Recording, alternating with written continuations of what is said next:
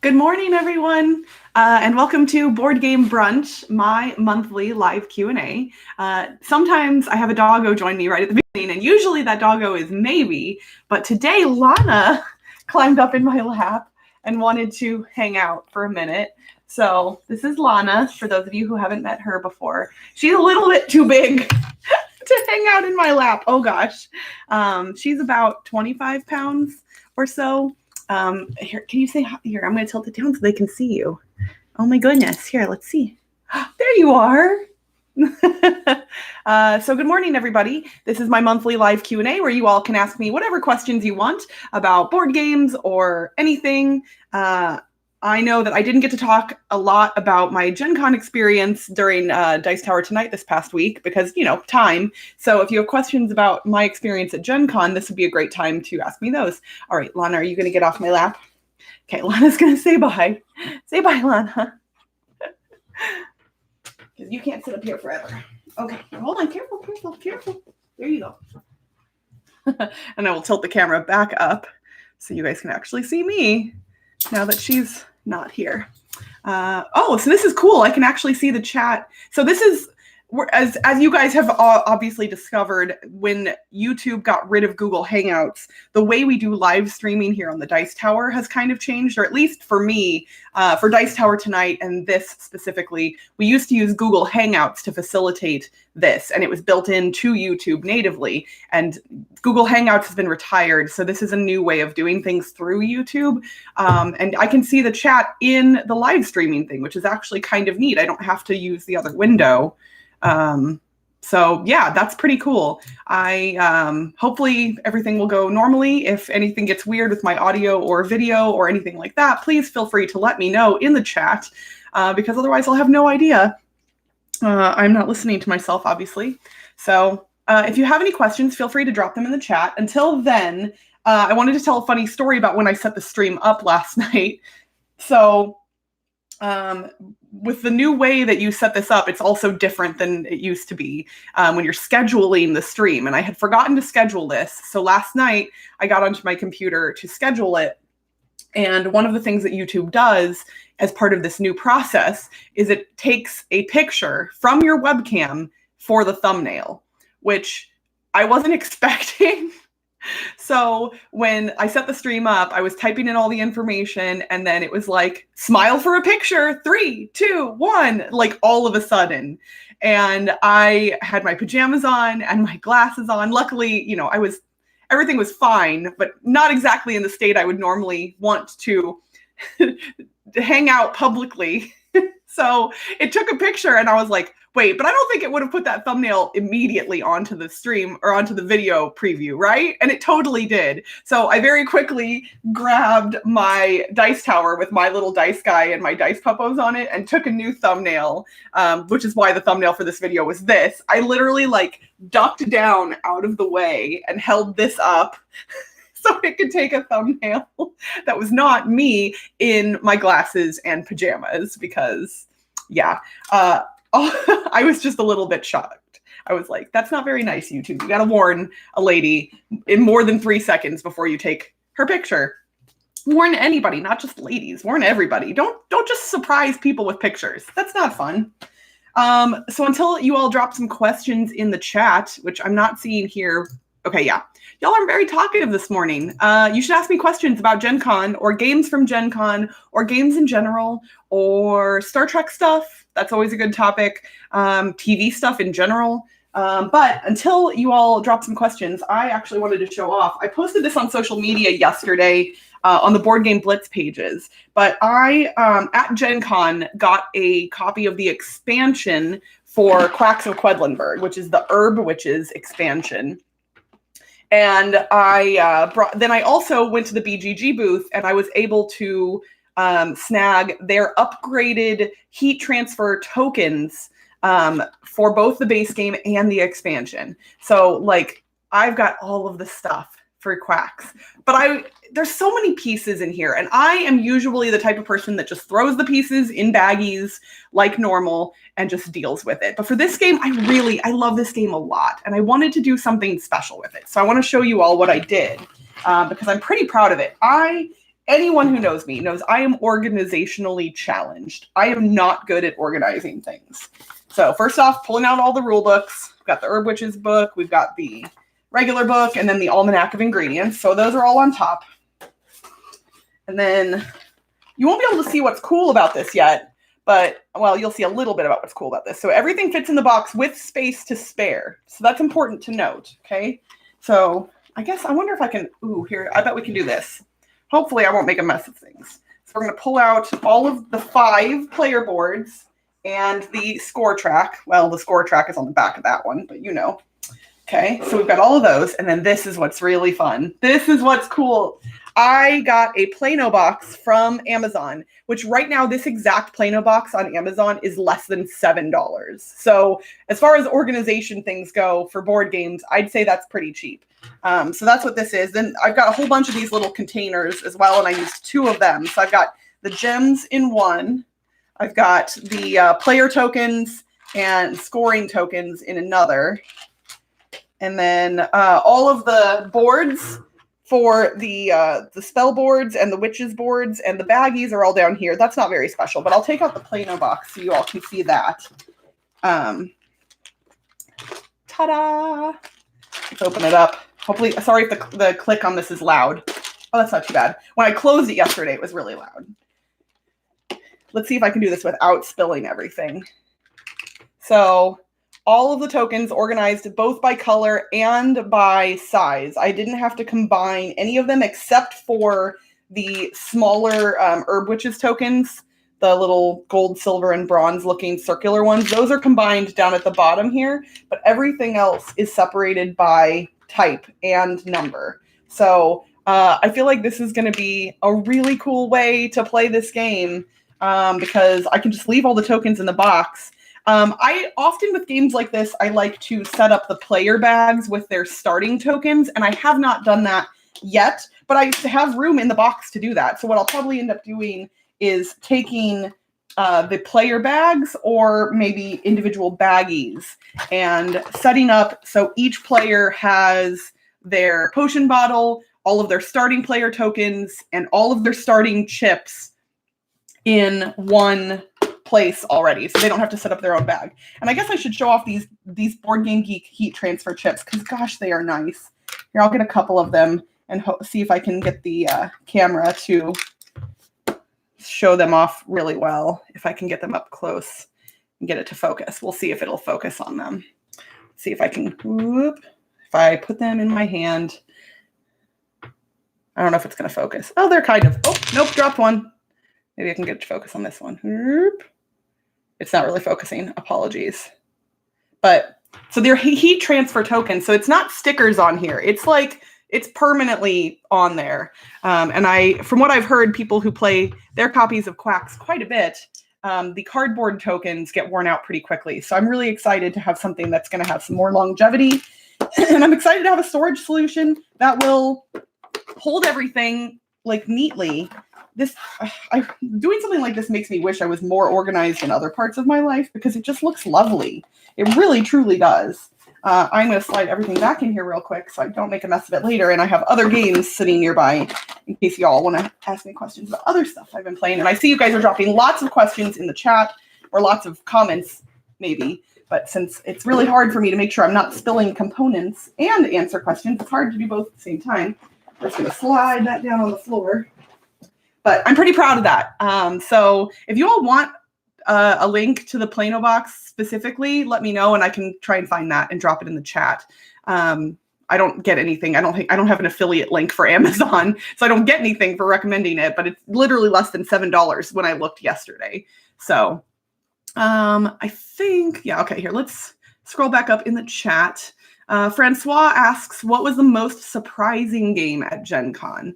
That is a good question. I think for me personally, it is kind of a toss-up between Rail Pass and Bermuda Pirates. I've talked about both of those a little bit in different settings, and I don't have Rail Pass nearby, but I do have Bermuda Pirates. I don't think I'm going to pull it out of the box, but I showed this off on Dice Tower tonight on Wednesday. So if you want to see Bermuda Pirates, the reason this one was surprising for me is because I hadn't heard of it. So it was surprising in that I didn't know that it existed, and it was a lot of fun. In Bermuda Pirates, it's a dexterity style game where you're pushing a boat around with your finger, and there are magnets underneath the board, and your boat has a magnet in it as well. And so sometimes you'll hit one of the magnets and the treasure on your boat will go flying. It sounds kind of silly. It is silly, but it's really fun.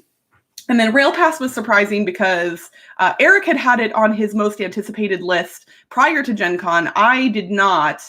But I had heard about it on Shut Up and Sit Down's podcast, and I didn't think I was going to like it. And then I demoed it and immediately purchased it. So Rail Pass is a real-time cooperative dexterity pick up and deliver game. I think that's all of the aspects of it. You're literally taking physical trains, loading them up with goods, passing the trains to other players through obstacles sometimes, so like through a bridge or under an overpass, and trying to get the right colors delivered to the right cities. And every time you pass a train to someone, you have to say toot toot to let them know that a train is pulling into the station. And everybody's like, well, that's just silly. But it is genuinely helpful because it's a real-time game. You're only playing for 10 minutes tops. And you're sometimes so focused on what's going on in your little city and unloading and loading goods that you don't realize that somebody's passing you a train. So you have to have some kind of a cue to know that, like, no, your friend's trying to pass you this train. You have to pick up one of your other trains so you can put this train in the station. So while, yes, the toot toot is funny and like seems like a gimmick, there is some actual purpose to it. And what's really funny is, like, if you say it and they're not paying attention still, you can, change the tenor of your voice. You can be like, toot, toot, like, come on, the train's coming in, man. You got to pick it up. So yeah, Rail Pass was a surprise for me in that I didn't think I was going to like it, and I really, really did. Let's see. Other surprises, Funkoverse. Not really surprising. I love Funko Pops, the little figurines that Funko makes. I have a bunch of them.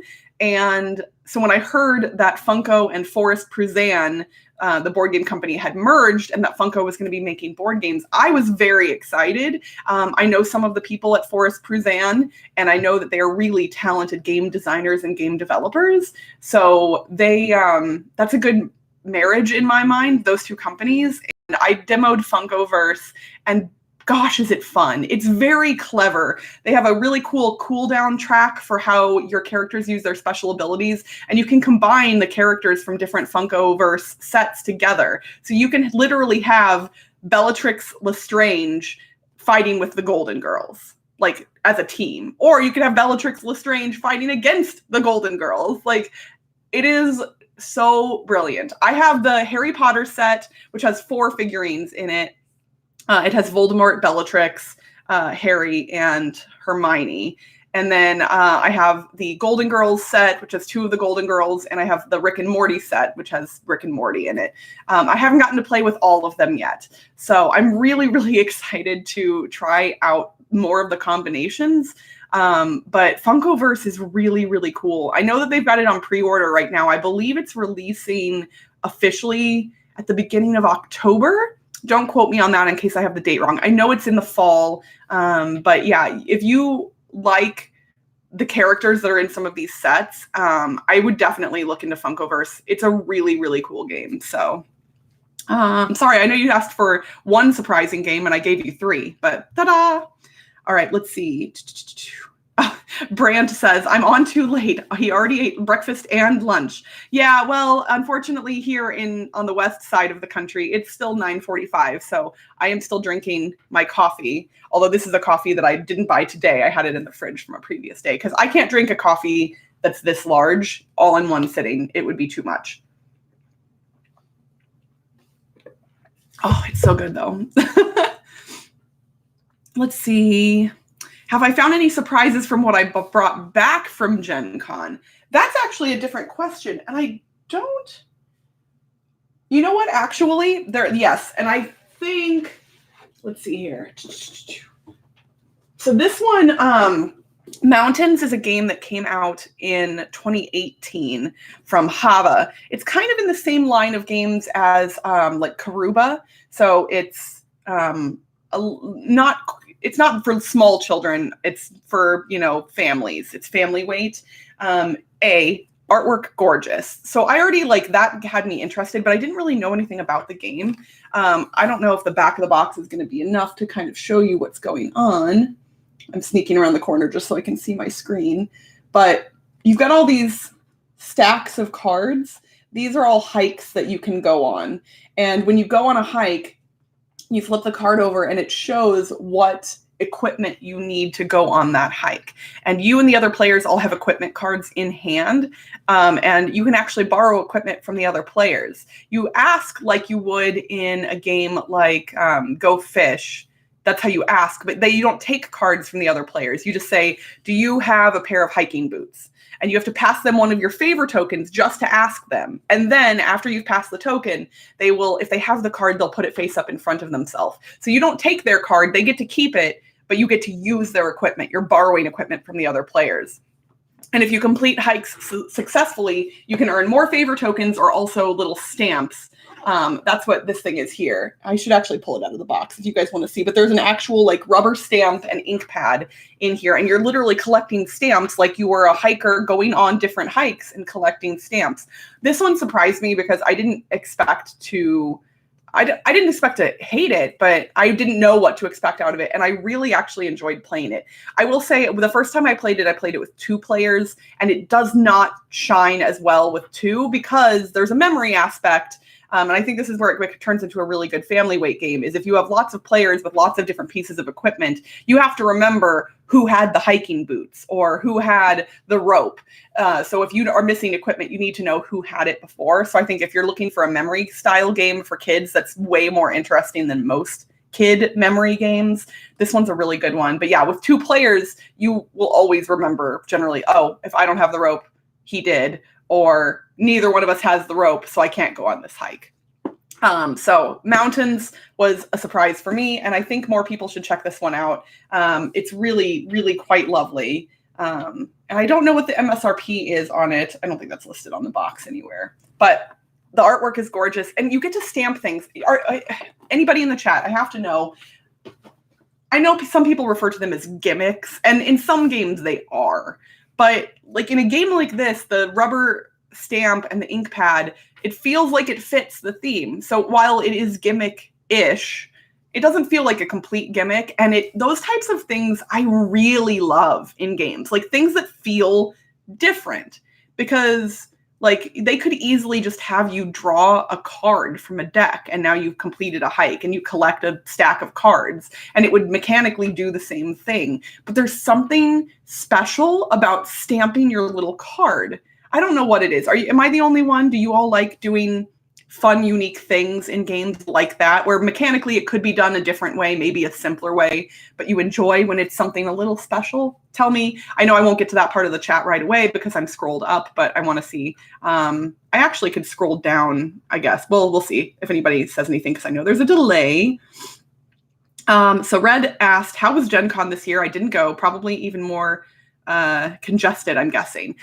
So I can't speak to the congestion level because this was my very first Gen Con, which was really exciting for me. Everyone assumes that I've been to Gen Con before, but I hadn't prior to this year. And I really, really loved it. It was wonderful. The vendor hall, the main vendor hall, was definitely crowded, especially on the busier days, but not to a point where it was unmanageable. It was definitely overwhelming and crowded and a little bit stressful, but it never got to a point where I was felt like I was trapped and couldn't move at all. It was just movement was very slow at times. And that can be frustrating for me, especially if I know I have somewhere that I need to be. It's okay, which aisle is going to get me there the fastest? And I'd be weaving in and out of different places to try and get through faster. But as a whole, Gen Con was really great. I did not get to explore very many of the side rooms or side events or anything, almost anything outside the main vendor hall. I really didn't touch on that much. And that's partially because I didn't know what I was doing and partially because I was busy. But I don't feel like I took full advantage of everything that Gen Con has to offer, but I think that that's normal. So I'm not necessarily mad at myself about that, but there are things that I would do differently. I think I would plan out my days a little bit more deliberately when I'm not working in the booth. But I really had a wonderful time, and I got to see so many neat things and meet a lot of really neat people. Some of you, maybe in the chat, or definitely a lot of fans of the Dice Tower, came up to the Dice Tower booth to say that they like Dice Tower Tonight, the show that Eric and I do every other Wednesday at 6 p.m. Pacific, 9 p.m. Eastern. And a few of you even came up to me and said that you like my podcast, Board Game Blitz. So that was really fun. Anytime somebody comes up to me and says that they're a Blitzketeer, I get very excited. And I had Board Game Blitz swag with me at the Dice Tower booth. So anytime someone told me they listened to the podcast, I basically threw swag at them because it's really fun to hear that people are listening to the podcast. We're now almost 3.5 years in on the podcast, which seems kind of crazy to me. I can't believe it's been that long already. And we've got some pretty cool stuff coming up in the near future. So if you aren't listening to my podcast, you definitely should be. You can fit it into your schedule because every episode is 30 minutes or less. That has been our promise since the inception of the show. And sometimes the bloopers and the extra stuff at the end will take us over that 30-minute limit, but generally the main content will never extend beyond 30 minutes. And that's important to us because we know that your time is precious and that there are a lot of board game podcasts to listen to. But yeah, I don't know, how did I get onto that? Literally, I'm just like, let's rep the podcast for no reason. Brant asked me, have you played We're Doomed? So Brant, I know that you told me to pick this one up at Gen Con, and I went over to their booth and I looked and I saw that this was a social deduction game, I think. And so I did not pick it up because my group almost never plays social deduction games. So if I had picked it up at Gen Con, I really wouldn't have had an opportunity to play it anytime soon. So I did not grab it and I have not played it. I know that you said you loved it and I would love to hear your thoughts about it, but I haven't played that one yet. Let's see. Kabuki says the BGG store doesn't have the expansion bits on their website yet. That is true. So the Herb Witches expansion bits are coming in either September or October. I don't remember which. They had a very limited quantity at Gen Con, and I got very lucky because they were only giving out a certain amount of them each day. And I checked the first 2 or 3 days and didn't get any. And I was so bummed because I had gotten the expansion already and I didn't want to get the bits for the main game without the bits for the expansion. And then one of the mornings I got there early enough and was able to get some of the bits. So I was very, very grateful that I was able to get some of those. But yeah, I believe the Herb Witches bits are coming to their BGG store in the next month or two, more widely. I don't know how many they're going to have available. I think they've already sold out of the main Quacks bits, right? Which they said they had a lot of those on the website. So it's, and honestly, based on now that I have them and I've felt them, I can see why people like them so much. It's just really nice. And digging through the bag with those bits in it is a much better, like it feels better than the cardboard tokens for sure. Let's see here. Pamela, morning, not a question, but I wanted to say thanks for being so nice and friendly at Dice Tower West. That was her first con, and I was nervous. You being friendly made a big difference to me. Oh my God, you're going to make me cry, Pamela. I don't necessarily, obviously just by name, I don't remember who you were, but that means the world to me. And I'm so glad that you had a good time at Dice Tower West. That actually is a really good segue into something that I should remember to say. And that is Dice Tower West badges go on sale on Tuesday. So for Dice Tower West 2020, which is February 26th through March 1st, badges and hotel rooms go on sale Tuesday, August 27th, that's this coming Tuesday, at 6 p.m. Pacific, 9 p.m. Eastern. So if you want to come to Dice Tower West and hang out with Pamela, because Pamela's obviously awesome and making me cry here in the middle of a live stream, then get your badges. They're going to sell out. I don't know how quickly they're going to sell out. We are going to have more badges than last year, but not a significant number more. We're working with the hotel, and basically our event, in comparison to a lot of the other events that come to Las Vegas, we're very small currently. So we have to kind of build up a rapport with the venue, and they have other larger events that are more important, and we have to show them that, like, no, we're serious. We can sell these hotel rooms. We can sell our space. We can take this. Oh, we need all of this room. So I think people are going to be upset when the badges sell out, and they're going to be upset when the hotel rooms sell out. And right now, we don't think we're going to be able to get any more space or hotel rooms than what we've already gotten.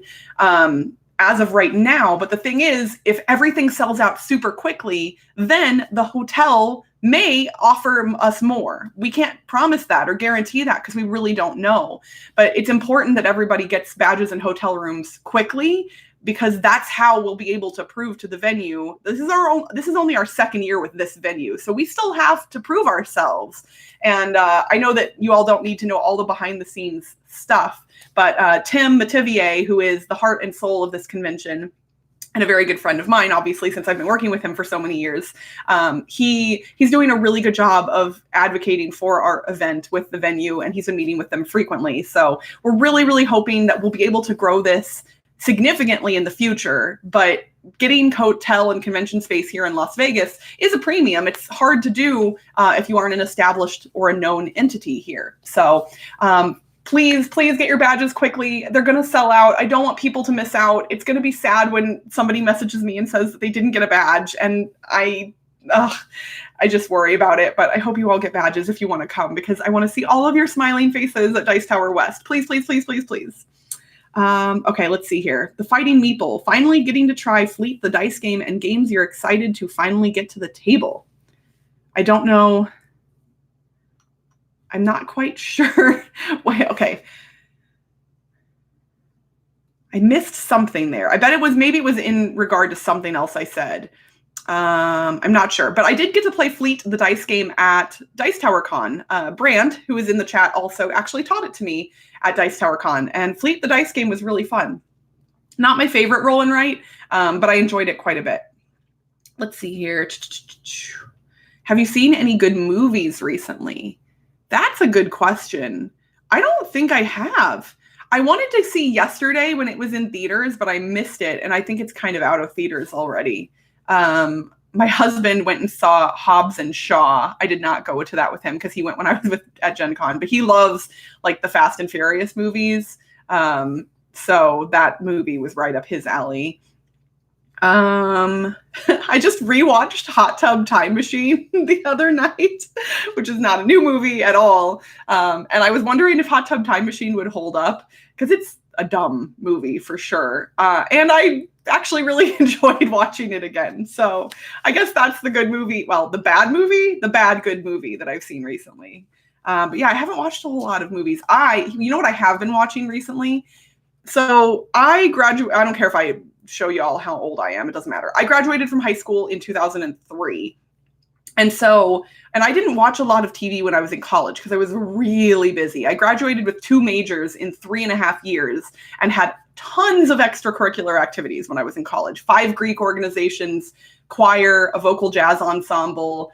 I did some drama stuff with the theater department, a lot of things. Very busy when I was in college. So there's this weird gap between like 2003 and 2008-ish, which is beyond when I graduated, but like those are the years that I kind of didn't watch a lot of television.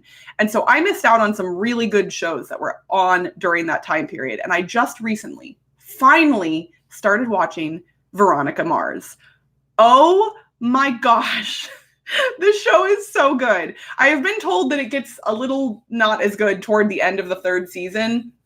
I think someone said that that's when the first writers' strike was happening in the early 2000s or something like that. But needless to say, I'm part of the way through season 2 and loving it so far. Season 1 especially was great. It's like 20 episodes. It was so good. And one of my favorite podcasters, Helen Zaltzman, who does The Illusionist, also just started a Veronica Mars podcast, just by happenstance. And so I kind of freaked out about that on Twitter a couple days ago. So I'm really excited to dig into everything Veronica Mars. Please don't spoil what happens for me in later seasons or the movie or season 4 that just came out. I don't want to know about any of that stuff yet, but I love it. It's so good. All of my friends have been recommending this to me for years, and I am sad that I waited so long because it's right up my alley. Let's see. Dan asks, have you tried playing with 2 copies of Quacks to support up to 8 players? I have not, but that's mostly because I don't own 2 copies of Quacks. So there's at least 2 other people in my game group who own copies of the game. Although I guess now that I have the expansion, we would have to take the expansion stuff out of it or not play with the expansion to be able to do that. But yeah, technically you could play with, well, I don't know. Does it work though? Because the rat, for instance, is based on where the first player is and the last player. I feel like the spread could get bigger. Also, how would you, well, no, I guess even with the black tokens, you would still be using the people to your left and right. I think it would work. I don't know. I have not tried it though. Which pennies? That's what the little bits are in the expansion from earlier. Excelsius asks, are you excited for Wonderland's War? I heard it's a bag building game. I have heard 0 things about this game. I will have to look it up. Wonderland's War. Is this one of the Alice in Wonderland games? I heard somebody commenting recently that it seems like every publisher has an Alice in Wonderland game, either already existing or in development. I wonder if that's part of that whole thing. April says, hi, all finally made it to Board Game Brunch. I always miss it. Well, you're here now, so hooray. I don't know how far behind in the chat I am, so that was probably a few minutes ago, but let's see here. Kabuki says, I plan on getting these new tokens once I can get everything from the BGG store, plus I need the base game. Yeah, it's actually funny. I had the expansion before I owned the base game of Quacks because, like I just said a minute ago, multiple people in my game group own the base game. So I had been playing their copies for a while. Then when I was at Gen Con, got the expansion. And so I went, well, I guess I have to get myself a copy of the base game now. So I ordered a copy of the base game from my friendly local game store. Put it all together, and it looks great now. Let's see. Brant asks, what is your favorite new to you game, specifically something not from 2019? Oh, okay. This is interesting. I am going to have to look up what year stuff came out because...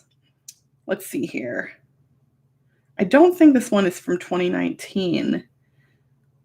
And this one's going to be a surprising one for me because it was very surprising for me. Let's see. Oh, actually, no, it'll be this probably.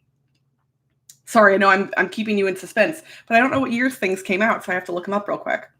We're going to look it up. Sorry for the typing. I know it's loud on the microphone. I have a loud keyboard. I picked it intentionally. Let's see here. Let's look up this one first. Okay, yeah, so this one came out in 2017. So a friend of mine recently brought over a print and play version of a game from 2017 called Black Sonata. And it is a solo game. And I don't typically play solo games, almost ever. Black Sonata is really, really neat. It is a deduction game where you are trying to figure out the identity of the mysterious dark lady of William Shakespeare's sonnets. And she is traveling around to different cities or different parts of the city. And there's these cards that have holes punched in them. I can't even explain this. I wish I had the pieces to show you, but it's my friend's copy of the game. You use clues to figure out who she is based on who people you encounter during your adventure, and then you try and track her down. And these little holes in the cards, when you like flip them over against different locations, you'll be able to see whether she's actually in that city or not. It's hard to explain, but brilliant. And I'm sure that it's all explained very clearly in an Excel spreadsheet somewhere, but when it's working in the components of the game, it seems very clever. That one surprised me a lot. So that one I liked. And then the other one that surprised me that is not from 2019 that I just played recently for the first time is New Frontiers. So New Frontiers is the Race for the Galaxy board game.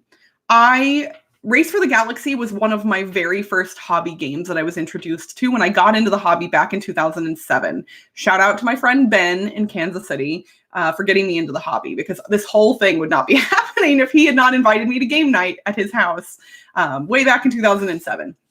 But Race for the Galaxy, I've always loved. Since he taught it to me in 2007, it is a game that I've really enjoyed.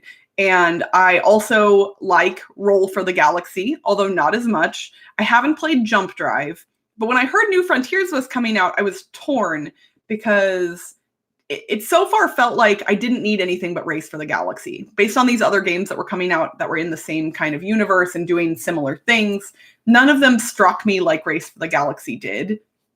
And I watched some people playing New Frontiers at my game group. I wasn't part of the game, but I saw them playing it. And I was like, ooh, I want to try that. And then I was like, maybe I don't need to. Some people had said it was kind of long and whatever. So when I was at Gen Con, Eric Summerer and I actually wandered through the Rio Grande room, and they had a demo of it set up, or they had a full game of it set up that they were willing to teach. And Eric was interested, and so was I. So we sat down and played it with a couple other people. I really liked it, way more than I expected to. Like, it was really good. And now I'm bummed because I don't need to own I already own Race for the Galaxy and Roll for the Galaxy. Although admittedly, I never play Roll for the Galaxy. That one should probably go on the trade and or sell list. Not because it's bad, but just because I don't ever play my copy. So why should I keep it? I digress. New Frontiers, very fun. I am surprised that more people aren't talking about this one. Or maybe it just struck me differently than it's struck other people. But I really, really liked it. So it's not going to replace Race for the Galaxy for me, I don't think, just because Race for the Galaxy is so small and compact. Like, I can literally take Race for the Galaxy in my quiver if I want to, aside from the like player boards, but those aren't necessary to play the game. It's just very helpful. So yeah, New Frontiers is the other one I would say that is one of my new faves that is not from 2019. All right, Catharsis says, my game night usually ends up being 2 to 3 hours, which is possibly 2, maybe 3 games a week. How long do your game nights usually go, and how do you ensure you play enough games to review or preview? That's an excellent question. And my game group or my game night is kind of similar. We play on Thursday evenings, and a lot of us are 9 to 5-esque type people. Not everybody, though. So a lot of us are getting off work around 5 p.m. and then coming to the meetup that starts at 6, and usually only staying for about 3 hours or so. Sometimes more, sometimes less. It varies. For me personally, I end up playing a lot more shorter length games, and I don't get to play as many super long games. So a lot of the games that I play are in the like 1 hour range, sometimes 2, sometimes less than an hour. But games that take longer than 2 hours, I'm almost never playing on a Thursday night, which is kind of a bummer. I think a lot of the people in my meetup assume that I don't like longer games at this point, but that's not necessarily true.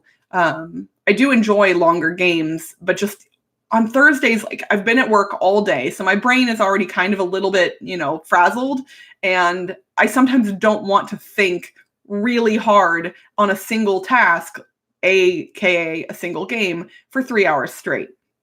So usually the lighter games are kind of an easier get. Like, I can pick those up a little bit more easily. I can teach them more easily, which is important because I'm often the one teaching games as well. So how do I ensure I play enough games to review?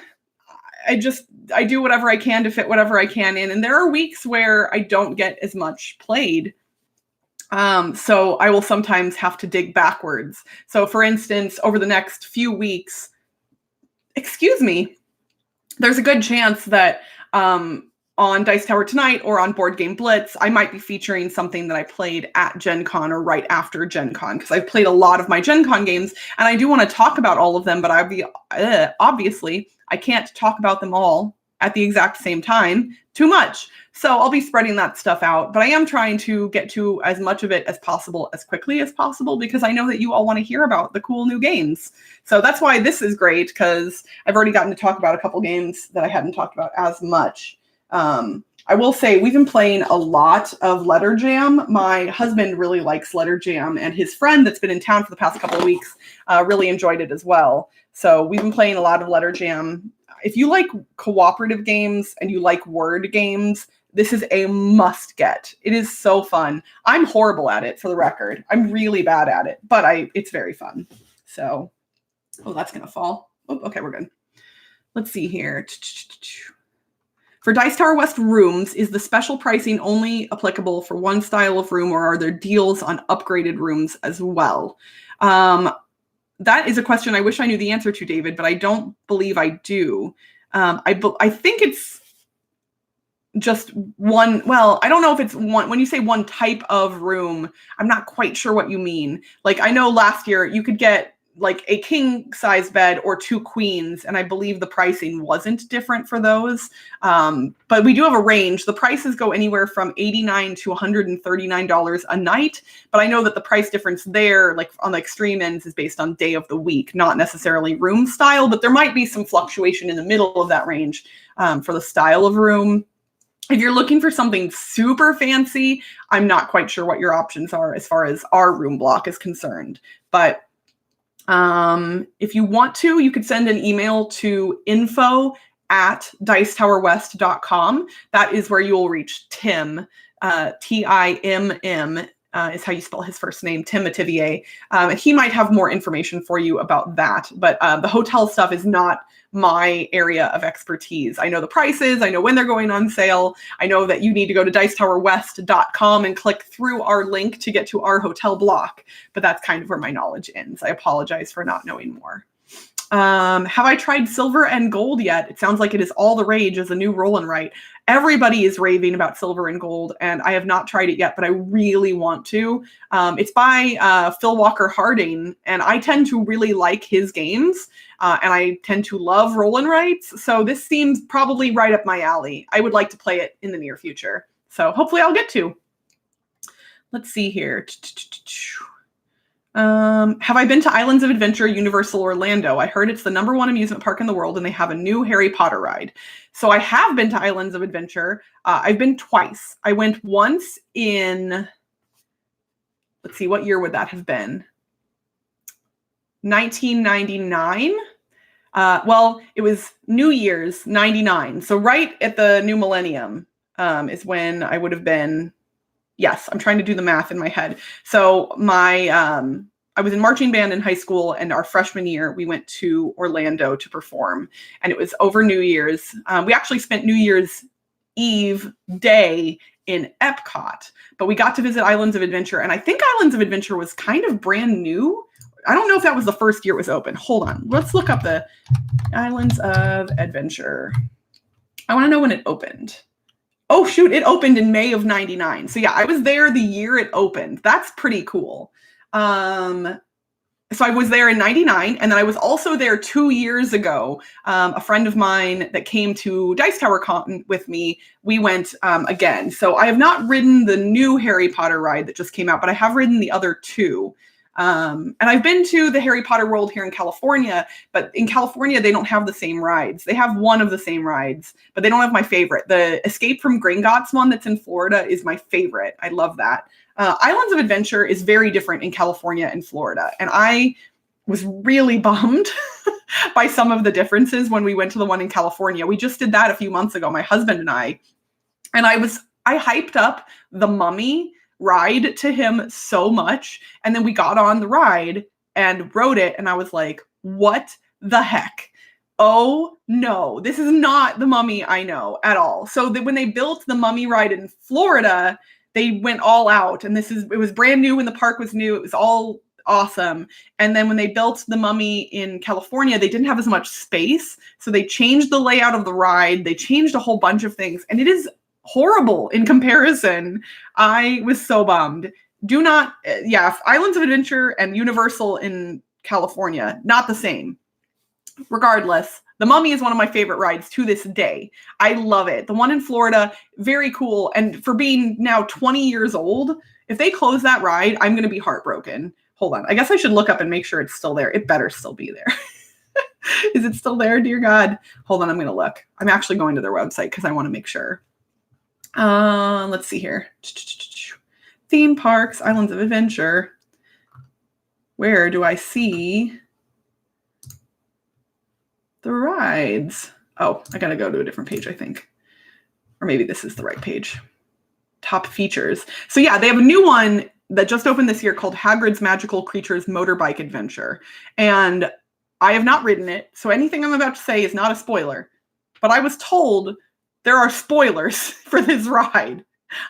It's a roller coaster. I just assumed that because it's a roller coaster, that it would just be a roller coaster. Clearly, that is not the case. And I should know better from the Harry Potter world. Like, of course, they're not going to just make it a normal generic roller coaster. But somebody was like, do not let anybody spoil it for you. Don't let them spoil it for you. And I was like, okay. So I don't know what happens on Hagrid's Magical Creatures motorbike adventure, but something happens, apparently. Let's see here. Let's go to rides and attractions. See all. I'm just going to make sure that the Mummy is still there. It better be. I will be very sad. It was there 2 years ago. 1 to 8 of 18. Let's see here. Sort by guest rating. Well, why isn't the Mummy at the top of the list if it's sorted by guest rating? Let's see here. I don't see it anywhere. Did they close the Mummy in Florida? Wait, maybe the Mummy's at regular Universal. I'm looking at Islands of Adventure. It might be at regular Universal. That would make more sense. Okay, I'm going to stop looking up information about Universal Studios online. I'm going down a rabbit hole. I bet it's at the other one. I'm sure it's still there. It's wonderful. Go ride it. The Harry Potter stuff is great, but the Mummy, come on, you get to see Brendan Fraser on videos when you're standing in line. Like young Brendan Fraser from the past, not old, whatever. It's so great. I loved The Mummy when it came out, the movie, and the ride is amazing, and there are very cool surprises in it. So do not miss out on that. Earlier, Kabuki said, holy huge coffee. Yeah, it's really big, but that's why I drink it on different days, and it's not just like pure coffee. It's a latte, so it's milk also, not just coffee. Let's see here. Oh, Mountains is a pretty dull name for a game. Yeah, kind of. It's so pretty though. It just looks lovely, right? I don't know. I like it. I think more people should check this out, especially if you have kids. I think this is a really, really good family weight game. Like, fun enough that mom and dad will have a blast with it. Approachable enough that the kids will understand what they're doing and have some fun with it. I like it a lot. I think more people should be talking about Mountains. Let's see here. Is Eric geographically challenged, or do other people actually consider Las Vegas a West Coast city? The Dice Tower outro bothers me, with Dice Tower West being described as gaming on the West Coast. Well, Nick, Eric is not geographically challenged. I live in Las Vegas, and I consider myself to be on the West Coast. So there you go.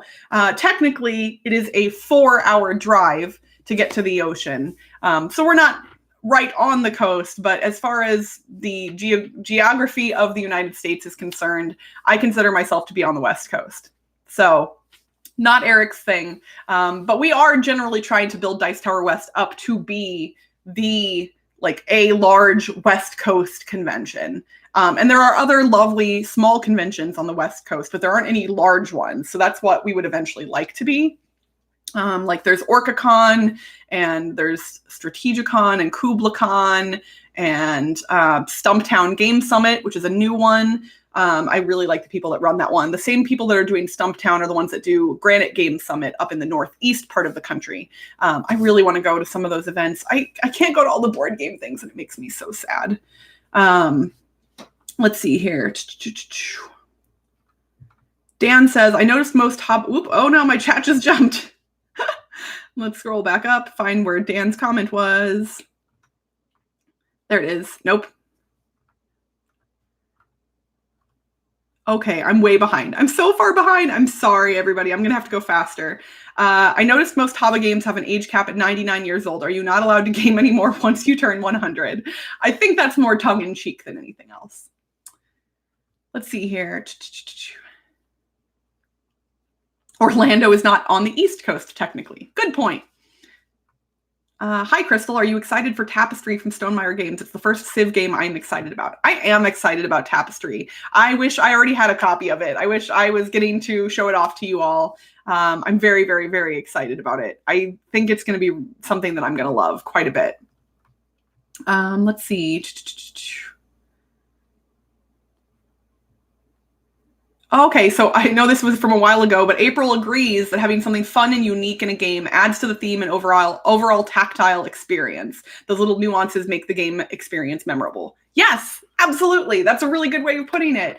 It is, because if you were drawing cards from a deck, it wouldn't stick in your head as much. But getting to take that little rubber stamp and stamp something with ink, it sticks, and it makes it more fun. MBP518 asks, did you get to play Of War of Men in Gen Con? How was it? I haven't heard of that, so I don't know what it is.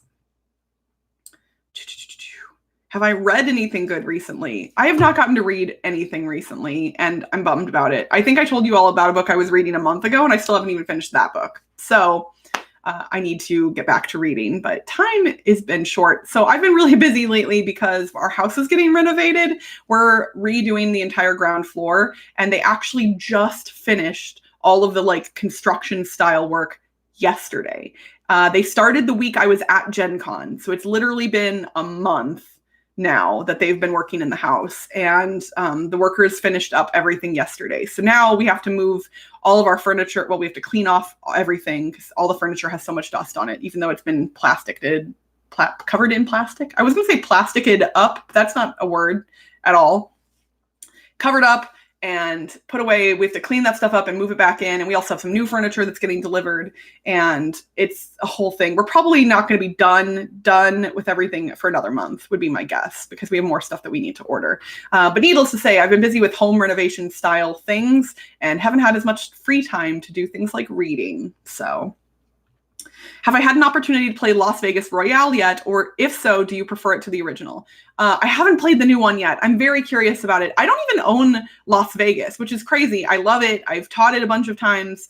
I actually, on the Dice Tower cruise in January, taught a group of people Las Vegas and Las Vegas Showdown back to back, or Vegas Showdown, not Las Vegas Showdown, which are two games that I love, and I live in Las Vegas, so it felt very appropriate. But I don't own Las Vegas. I am curious to know the new edition. I've heard it's pretty expensive for what it is, but I'm curious about it for sure. I think Aldi said September for the Quacks expansion bits on the BGG store. Okay, so there you go. We're Doomed is absolutely not a social deduction game. I'm going to try and get you a copy. But people were around a table like trying to figure things out, weren't they? I swear I went by and watched, and I was like, oh, this looks like social deduction. All right, well, you let me know, Brand. It didn't look like the type of game that my game group plays. But if you think I need to try it, then you do what you need to do, buddy.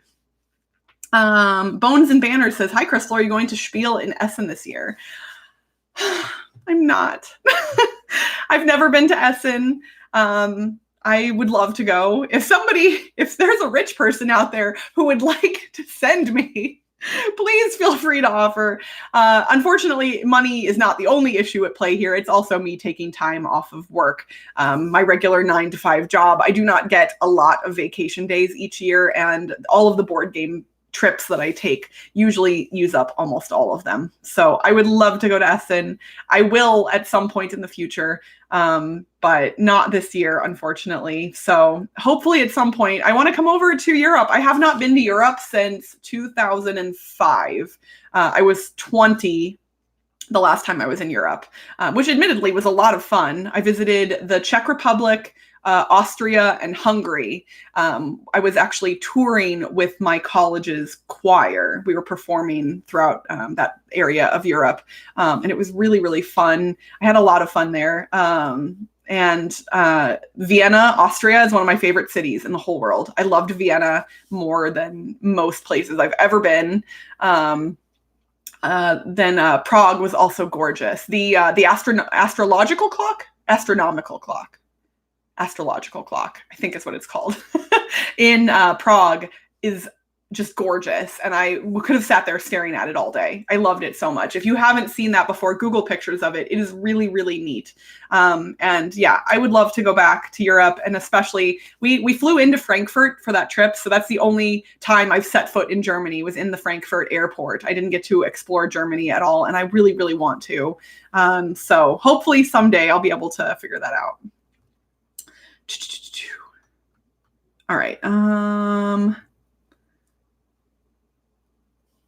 Okay, they're talking about the West Coast stuff. Have you seen The Boys on Amazon Prime yet? I keep hearing glowing things, but I haven't watched it yet. Somebody told me that it is probably too gory for me, but I don't know much about it other than that. So Hot Tub Time Machine was surprisingly funny. It was, and it still is.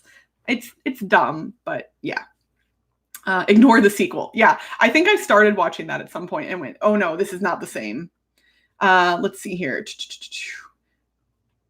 Oh, Kabuki says, I saw the trailer for a new Breaking Bad movie, had no idea that was coming. I knew that this was coming somehow. I don't know how I found out about it. Not like I don't have secret friends or anything, but I had heard that this was going to happen. And I guess they're formally announcing it this coming Monday, but everything's kind of already leaked. I don't know.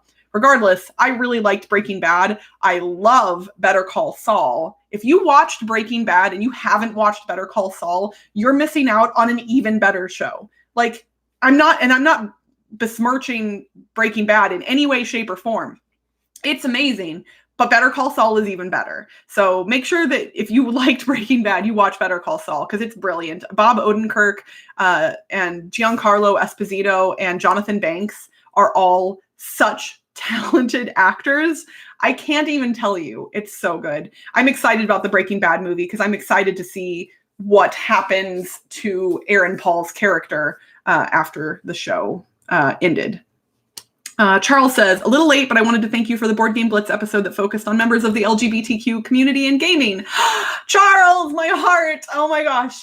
That episode was a labor of love for me. I was really excited to do it. And I wanted to make sure that we did something for Pride Month. Since I am a member of the LGBTQ community, it's especially important to me that there is representation in board game media. And so we got a lot of really good responses to that episode.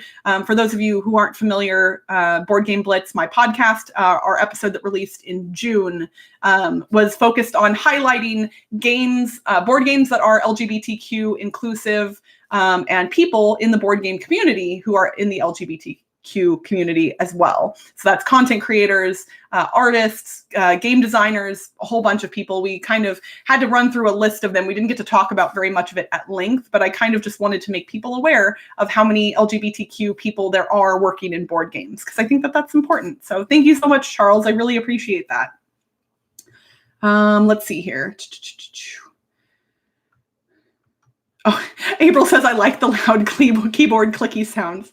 Yeah, I have to have something. I don't know why, but the ones that are super silent, I don't like as much. I have to have the mechanical keyboard. So this one, it's not, the keys aren't super thick. Like, it's not the old fashioned one. I wonder if I can, so it's not, oh gosh, it's dirty. Look how dusty it is. This is my whole house right now. Everything is covered in a fine layer of dust. It doesn't matter what room of the house. Because of all the construction, we tried to like shut doors and cover things in plastic. It doesn't matter. There's dust on everything. And I have a lot of cleaning to do in the near future. So let's see. Oh, a couple people talking about Black Sonata that I was talking about earlier. Don't available in retail. Okay, yeah. Well, Charles, if it's not available in retail, the copy my friend had was a print and play version, and she said it wasn't that difficult to put together. Even with the like holes punched in the cards, like there's specific places where they go. It's pretty easy, I guess. So if you want to make a print and play version, that's what I played on, and it seemed great. Although I will admit my friend Kathy is really good at making print and plays.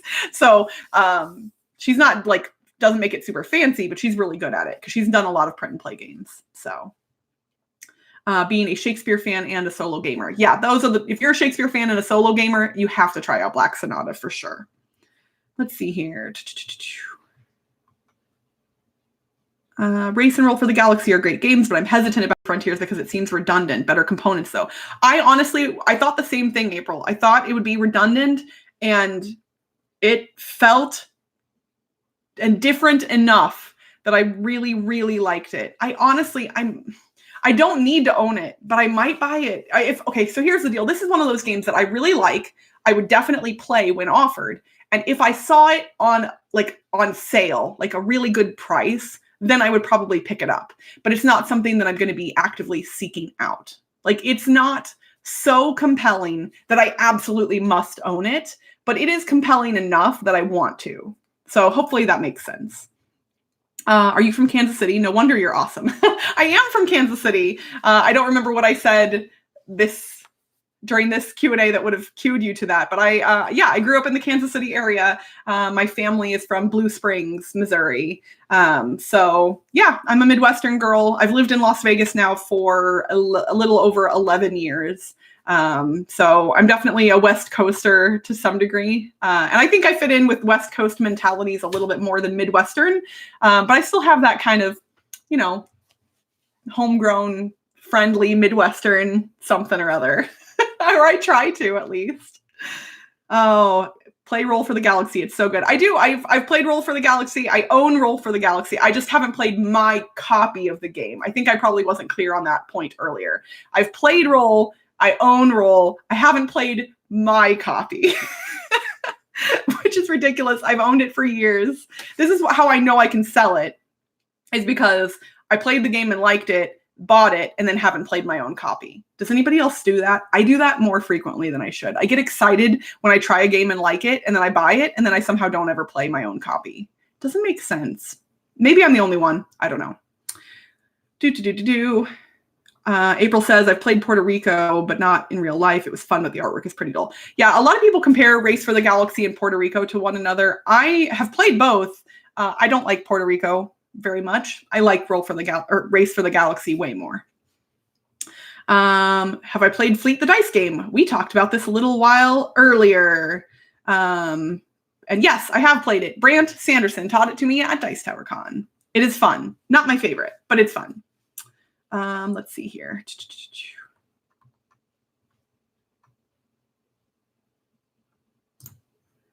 Mummy Ride is still there in Universal Studios. Okay. The Brendan Fraser Mummy movie is a hoot. Was just talking about how fun it is last night. I love the Mummy, and I love the ride at Universal Studios in Florida. I hate the ride in California. This is a very important point of distinction. Do not do what I did and think they're the same, because they're not. But yeah, let's see here. Right now, the Dice Tower West website links to last year's information when you click into it. Will this not be updated until registration opens?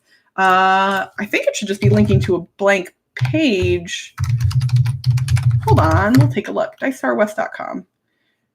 It has next year's information. I'm not sure what you're looking at. But right now it just has the dates, and it has that when stuff is going to go on sale, and has almost nothing else. It has links to our social media pages. But yeah. So the dates for Dice Tower West 2020 are February 26th to March 1st. And badges and hotel rooms go on sale this Tuesday, August 27th, 6 p.m. Pacific, 9 p.m. Eastern. So that definitely, that information is on the website right now. So I'm not sure if you dug through and got to a different page, but DicetowerWest.com has almost nothing on it right now because Tim hasn't put stuff live yet, but it has that generic information. Let's see here. Can't wait for Tapestry. We're Doomed is more a mess with your friends game. Ooh, that doesn't sound like my style either then. I do not like messing with people at all. That's not my thing. Andy says, I want the Cowboy Bebop game released at Gen Con. Can't get in the UK. I didn't know they were making a Cowboy Bebop game. I have never seen Cowboy Bebop. My only knowledge of Cowboy Bebop is that there is a corgi named Einstein in it because some friends of mine named their corgi Ein after Einstein in that show. Let's see here. It looks like we've kind of run out of questions. Sorry, if you click where it says Dice Tower West over the second Dice Tower, it links to the homepage with last year's information. Oh, that's funny. I didn't even know that it linked through. I wonder, I bet Tim just didn't realize that link was still live. I don't know if that's intended to be a button, but let's see. Yeah, so let's see if the prices are, it looks like the prices are correct for this year, but I don't remember if they were the same last year. Oh, yeah, no, this is definitely last year's page. So apologies. Don't go to the one with the /home on it. He probably doesn't realize that that's still a live link. I'll try and send him a message. Let's see here. All right, I think we're out of questions, and I'm a little bit over my time anyway. So make sure you all get your badges for Dice Tower West on Tuesday when they go on sale. I do not want anybody to miss out, and there's nothing I can do about it if you miss out. We do have the ability to transfer badges, so if you don't get one right away, you might be able to pick one up later. And like I said, there is the tiniest of possibilities that the hotel will all of a sudden find more space for us after the fact, but we can't guarantee that, and we're not trying to be exclusionary at all. We want people to come and have fun at the con. We don't want to limit, you all's ability to come and join us, but we have to keep it manageable and make sure that our growth is sustainable, and make sure that we can host the same type of event that you all are used to based on what we've done for the past few years. So I hope you all will join me. Please click the little thumbs up button below this video. Please, please, please. I really appreciate it. And it helps with the YouTube algorithms. And I just love you all, and I want to see those little thumbs. So give me that thumbs up button before you leave. Thank you so much for joining me for Board Game Brunch, my live Q&A. I hope you all will see me again in the near future. Dice Tower tonight. The next episode will be, let's see.